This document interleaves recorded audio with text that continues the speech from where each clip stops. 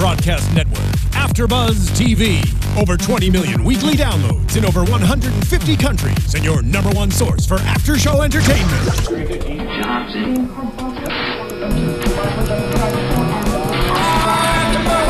AFTERBUZZ TV, the destination for TV superfans. Producing after-shows for over 300 of your favorite TV shows. Interviewing celebrities and showrunners. And bringing you behind-the-scenes exclusives. All thanks to E! Entertainment's Maria Menounos, producer Kevin Undergaro, and internet leader Akamai. Now, let the buzz begin! AfterBuzzers, welcome to another Ground Floor After Show. If you haven't already done so, please go to youtube.com/AfterBuzzTV and subscribe. And we love your comments and all your feedback. Also, follow us on Twitter. And if you're on Twitter, you can use the hashtag ABTVGF for Ground Floor if you want to tweet along. And I'm your host, Carli Garsow. And I'm Britta Garsow. Hey, guys. And we're sad because this is the season finale and probably the series finale of Ground Floor. And it was no more Skylar Astin on television. I know. So and sad. if you guys follow him on Instagram, which I'm sure you do if you're watching this show, he posted a picture and was like, love this cast. Like, had such a great time with you on this show. And it was so sad. It was such a cute picture. I mean, they could still come back. We were just talking about other shows that kind of made a comeback after they said we're over. Seventh Heaven is the most memorable. I think it had like 11 seasons.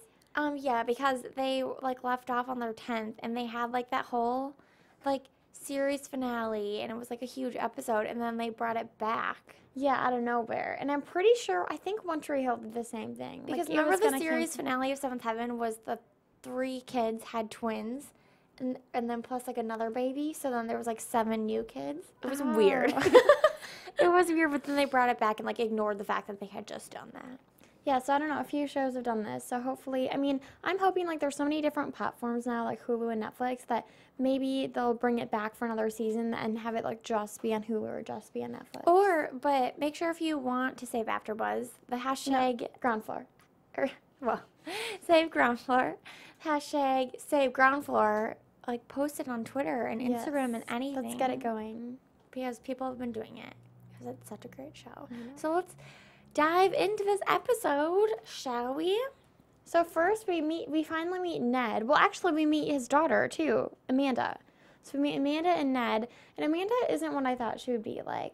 I thought she'd be kind of like this blonde princess, like kind of stuck up and I thought she'd be reminiscent of Jenny. Yeah, but she seemed she was really energetic and kind of like that ditziness, but she seemed a lot more down to earth and like normal than I would have imagined. And Ned is just kind of like a big dork, but like really smart. So sweet. They're both so nice. Yeah, so it was nice to see them together, and obviously I think we all knew Mansfield wouldn't like anyone that dated his daughter because he's so protective and loves her so much, and we had no clue that this was the first time that he met him. Yeah, the day they got married. No, it was like I think it was 3 days before. Oh, maybe. Or like 2 days, but right before they're getting married. I don't think any father wants to meet his son-in-law like a few days before he becomes his son-in-law. Like that's not an ideal situation, but especially for Mansfield, who like loves his daughter, loves his family, isn't very accepting of people in general. But, I mean, it was really great how Brody made him come around and realize, like, he's scared of losing his daughter, but he's gaining a son. And then he said, like, well, I think I already have a son in Brody. And it almost made me tear up. Yeah, this whole episode, like, I was crying at the end. I know. It was emotional. Really sweet. It was really cute. I just love that it was filmed in Vegas, like in Caesar's Palace. I know. Yeah, the filming for this one, like, seemed so different from the rest of the series. It gave it a different feel, for sure. Yeah, it really did. If you watch Cougar Town, I, like, really haven't, but I've seen, like, a few episodes, and that's on TBS, too, and I felt like it kind of had the same, like, feel to it. Yeah, I would say so. And then we see Lindsay in Harvard. So we know in the proposal part 1 that they won $260,000. And of course it's Lindsay in Harvard. So they don't just save the money like normal people. They go out and spend it. Yeah, but I was shocked. Were you when Lindsay said she has no self-control in places like Vegas? Like, Lindsay, I didn't think she would be the type of person to just go and blow all this money. You know, I wasn't shocked because I think that she's so quirky that she would be, so then we find out that she was, like, addicted to card counting and was kicked out of the casinos in Reno back when she went to MIT. So I wasn't completely shocked, but I knew that they were, like, going downhill when she said, like, you need to be my rock. Like, this is my addiction. I promised myself I'd never do this. And she only did it to get herself out of the hole they got themselves in because they owed the hotel $50,000. And so it made me feel so bad that Harvard couldn't be there for her and, like, really help her with her problem. And I knew they were going to break up at the end. I'm like, there's no way that she's going to stay with him after she just told him all these problems she used to have. And then he just couldn't be there for her. He just kind of didn't even think about her. So it was kind of heartbreaking because we really liked them together, but they weren't good for each other, like she said. I know. It was sad. Yeah. And, like, there was a lot of coupling in this episode because Harvard and Lindsay kind of decoupled, but then 3P and Heather apparently got married. It's so dumb. I don't like them, though, because I feel like she treats him so insignificant. And I know that, like, he said he likes it. He's like, she's hot and mean. She's totally my type. Yeah. So it's kind of, it was funny at the beginning, like, when he was doing the walk of shame. Like, I thought it was funny. The beginning was funny, yeah. Yeah, and but then at the end, they just kind of took it too far, I felt like, you know, how he was like, I'm breaking up with you, like, this isn't healthy. And then she made him not do that. And then at the end, how they supposedly got married. I just think that they just took it too far. What do you think? Yeah, and he never told Brody, like, I don't think anyone would marry their best friend's ex-girlfriend without at least, like, running it by them first. Yeah, especially when they were in the same place. Like, it would have been so easy just to go to Brody and be like, hey, just so you know, like, I slept with Heather, my bad. Like, I don't know, just something. Marry her. Yeah. No, it's funny. 3P has been, like, in this season a lot more than the first season, and I really like that because I think he's a great character. Yeah. But, like, he is kind of, like, a pushover, and... Yeah, but I feel like there has to be that type of character because if you think about all the strong personalities, Brody's a pretty strong personality. Definitely Harvard, definitely Lindsay, definitely Derek. Jenny. Definitely Jenny, Yeah, definitely Mansfield. that's true. So I think there has to be kind of, like, a normal, calmer person on the show. So I really liked his character. I actually was looking at Britta Hieland's Instagram today, and she posted a picture of them in real life. I saw it too. She wrote, like, in 3 months I'm tying this down. It was such a cute picture. So I'm a fan of them as a real life couple. Yeah, me too. Sure. And I hope that we see both of them in other projects because ground floor. I know. So sad. Tear. Still can't get over it. So sad. So let's just talk about Brody and Jenny. I know, this is such a big plot line. And you guys, we were right about the ring. We were right, and I knew we were right because I'm like, there would be no other reason that he would have a ring. He was holding it onto it for Mansfield's daughter, which made complete sense to everyone except for Jenny, who thought it was for her. And it was so heartbreaking when she said, I found the ring in your suitcase, and no, I can't marry you. And Brody's right. She just said it without even a second thought. And, like, that basically, like, she knew that if she said no, that they were going to break up. And it seemed like she didn't even care. She just said no and, like, wanted to not talk about it, which is also really selfish.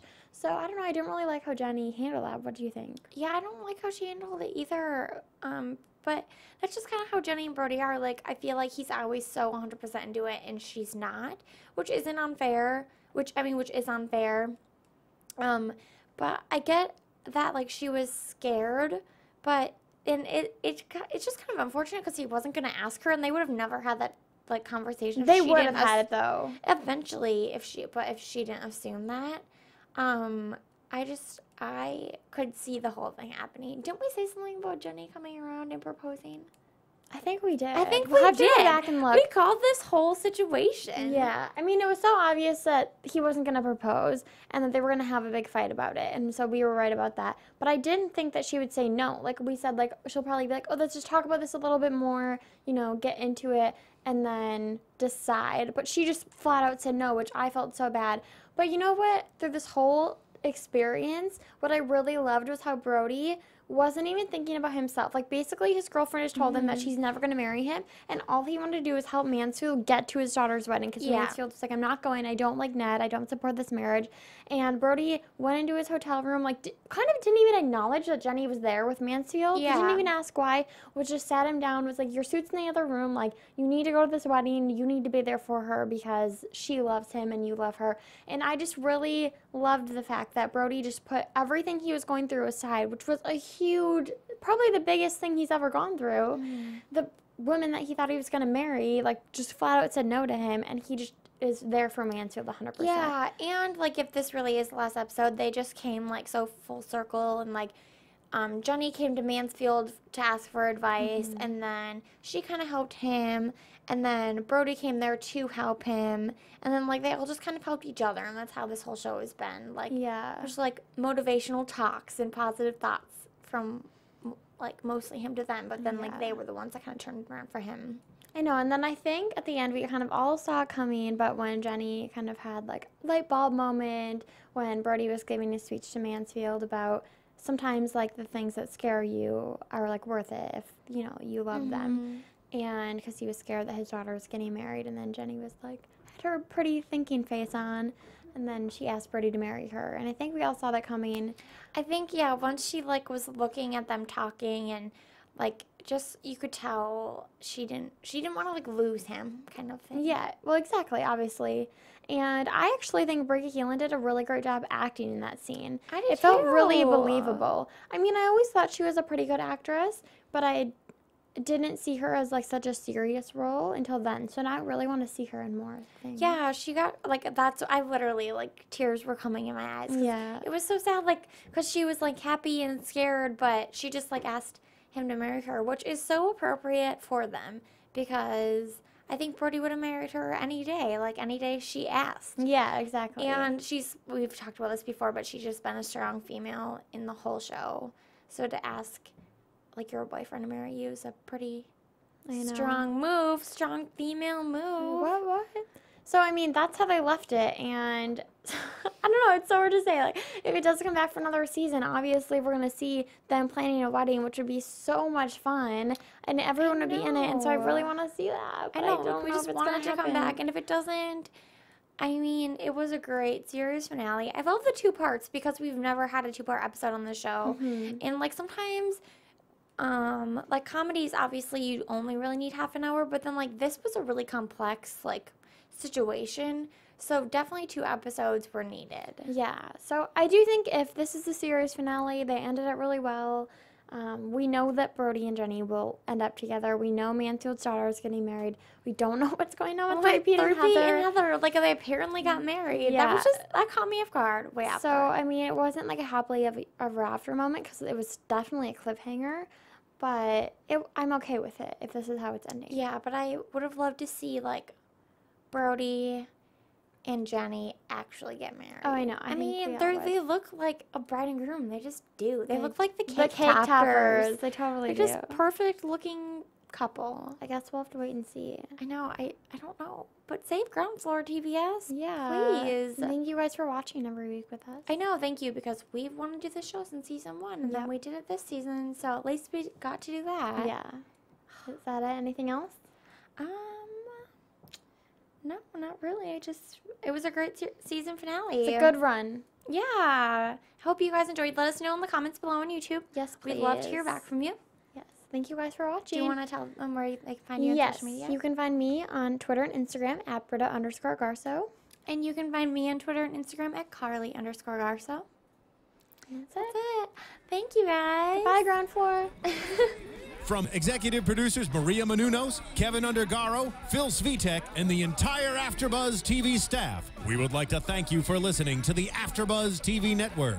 To watch or listen to other after shows and post comments or questions, be sure to visit AfterBuzzTV.com. I'm Sir Richard Wentworth, and this has been a presentation of AfterBuzz TV. Buzz you later. The views expressed herein are those of the hosts only and do not necessarily reflect the views of AfterBuzz TV or its owners or principals.